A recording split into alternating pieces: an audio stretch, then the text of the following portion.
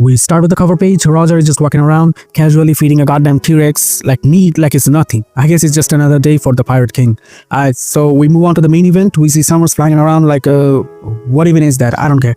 Anyway, he's like kind of worried. Well, not worried about the kids, but he's worried about his situation mainly. Because like there's no ship around anymore and the kids are about to fall off and they're gonna lose their bargaining chip. So this is what he's worried about, right? And now we see the children's saving squad trying to free a case from all the vines. Well, Summers is shouting at them that it won't work. If it would have worked, he would have tried that already. You know what I'm saying? He's like finally explains to the parents like who are there that unfortunately the kids are about to like you know what's gonna happen, right? So we get one panel of Killingham for getting frustrated at Summers for messing shit up, right? And then we see Oimo trying his absolute hardest to save the kids, but ultimately, like, it's not good. He's failing, right?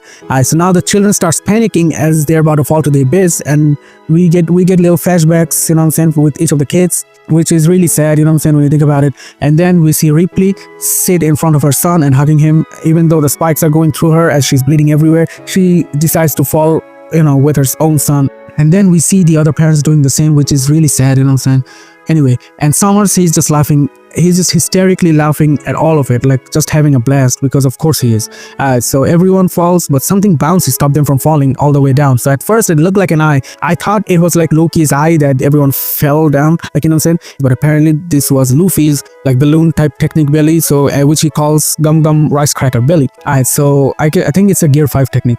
Now we see Loki talking to Luffy, like saying like, bro, y'all gotta get off as soon as we get to the top because I'm the destroyer and I can't take nobody's safety. Like, I can't guarantee nobody's safety. And Luffy's just ignoring Loki because of course he's Luffy, you know what I'm saying? Yeah, and Luffy was talking to the other giants saying like it was a good thing that they were there to catch everyone who was falling.